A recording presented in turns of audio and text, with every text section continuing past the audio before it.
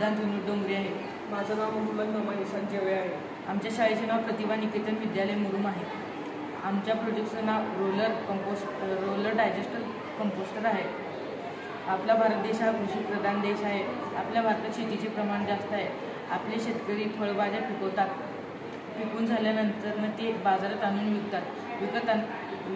विकत असताना त्या फळभाज्यांमधले काही फळभाजे सडलेले असतात आणि ते गोळा करून ते रोडावर किंवा खुल्या मैदानावर टाकतात। ते टाकलेले फळभाज्या तिथले पर्यावरण खराब करतात। डास स्वच्छ जन्म घेतात व तिथल्या घरात जाऊन रोगराई पसरतात। त्यामुळे आम्ही हा प्रकल्प बनवला आहे।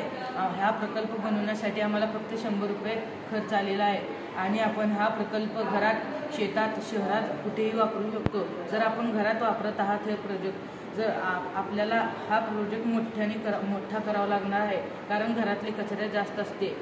जर आज सोमवार आहे आणि आजचा कचरा आपण सोमवारच्या डब्यात टाकणार आणि मंगळवारचा कचरा मंगळवारच्या डब्यात, असं रविवारच्या डब्यात रविवारचा कचरा असं टाकणार आणि जे आपण आजचा कचरा म्हणजे सोमवारचा कचरा टाकलेला आहे ते पुढल्या सोमवारी जाऊन त्याचं खत तयार होईल आणि ते खत आपण शेतात किंवा आपल्या घरातल्या बागेत टाकू शकतो। आणि हे जर आपण शेतात लावलो, शेतात खत आपण मोफत तयार करू शकतो आणि ते शेतकरी आपल्या शेतात टाकू शकतो। त्यामुळे त्याला खत आणण्यासाठी पैसे द्यावा लागणार नाही, त्याच्या पैशाची बचत होईल आणि शेत त्याची पिकाऊ होईल जास्त आहे। आणि आपल्याला हे जर सडलेलं फळभाज्या आहेत आणि आपण ह्यात टाकलो, हे असं फिरायला सुरू करतं। ह्याला आपण बॅटरीवर